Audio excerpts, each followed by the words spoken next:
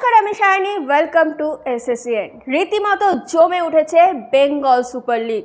কোন কোন team top 4-এ যাবে তা নিয়ে চলছে ঘামাসান লড়াই। প্রতিদিন পয়েন্ট টেবিলে রীতিমতো চলছে সাপ লুডোর লড়াই।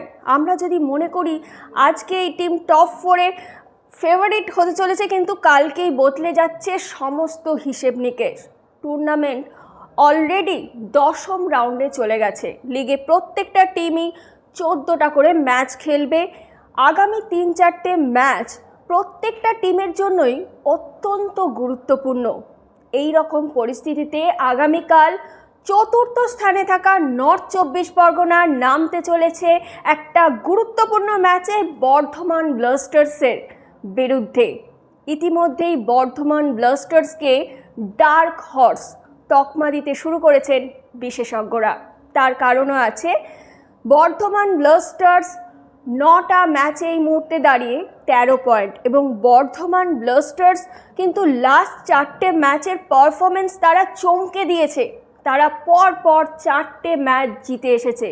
বর্ধমান ব্লাস্টার্সের কাছে মাথা নত করেছে এই টুর্নামেন্টের ফেভারিট টিমরা। যেমন রয়েছে তালিকায় Sundarban Bengal auto FC, Howrah Hooghly warriors এবং নর্থ বেঙ্গল ইউনাইটেড এফসি। হঠাৎ বর্ধমান ব্লাস্টার্সের কি হলো, কি এমন ঘটলো যে টিমটা পরপর 4টে ম্যাচ হেরে যাচ্ছিল? কোন জীবন কাঠির জন্য তারা হঠাৎই বদলে গেল? সেই জীবন কাঠির নাম ক্রিস্টোফার এবং লতিফ।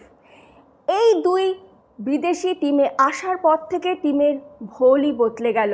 ইতিমধ্যেই ক্রিস্টোফার 4টে গোল করে দিয়েছে। তাকে যোগ্য সঙ্গত দিয়েছে লতিফ। সঙ্গে রয়েছেন গৌতম বীরবাণী, রাজেশ হেমব্রম এবং উজ্জ্বল হাওলাদার। ইতিমধ্যেই বলা যেতে পারে বর্ধমান ব্লাস্টার্স অশ্বমেধের ঘোড়া। এই টিমকে অসাধারণ পরিচালনা করছেন কিন্তু কোচ সন্দীপ নন্দী।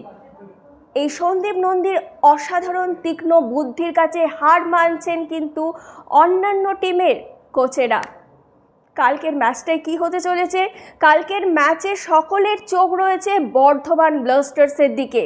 বর্ধমান ব্লাস্টার্স যদি কালকের ম্যাচটাতেও জিতে যায়, তারা কিন্তু কালকেই চলে যাবে টপ 4-এ। নর্থ 24 পরগনা প্রথম থেকেই কিন্তু ফেভারিট টিম হিসাবে শুরু করেছিল লাল কমল ভৌমিকের দল। লাস্ট 9টা ম্যাচে তাদের পারফরমেন্স ছিল পেন্ডুলামের মতো। আজ হার, কাল জিত, তো পরের দিন ড্র। অর্থাৎ এক কথায় বলতে গেলে ইনকনসিস্টেন্ট পারফরমেন্স। নর্থ 24 পরগনা তাদের প্রথম 4টে ম্যাচে তাদের ঘরে 6 পয়েন্ট নিয়ে আসে, এবং লাস্ট 5টা ম্যাচে তারা কিন্তু ঘরে নিয়ে আসে 8 পয়েন্ট। এবং নর্থ 24 পরগনা 14টা গোল দিয়েছে। অর্থাৎ এটা প্রমাণ হয় যে নর্থ 24 পরগনায় অর্থাৎ লাল কমল ভৌমিকের দলে কিন্তু গোল করার লোকের অভাব নেই, কিন্তু সমস্যাটা অন্য জায়গায়। তাদের দলের রক্ষণ নিয়ে সমস্যা। কারণ তারা যেমন গোল করেছে তেমন কিন্তু তারা 11টা গোল খেয়েছে। কালকের ম্যাচটাতে তাদের জন্য কিন্তু একটা গুরুত্বপূর্ণ চ্যালেঞ্জ হতে চলেছে, কারণ বর্ধমান ব্লাস্টার্স অপোজিটে রয়েছে ক্রিস্টোফারের মতো স্ট্রাইকার। কালকের ম্যাচটা যেমন নর্থ 24 পরগনার কাছে একটা গুরুত্বপূর্ণ ম্যাচ, তেমনই বর্ধমান ব্লাস্টার্সের কাছে। কারণ বর্ধমান ব্লাস্টার্স এই মুহূর্তে দাঁড়িয়ে 13 পয়েন্ট এবং নর্থ 24 পরগনা 14 পয়েন্ট। এক কথায় বলতে গেলে 19-20। দুজনেরই কিন্তু একটা মরণ বাঁচন লড়াই হতে চলেছে।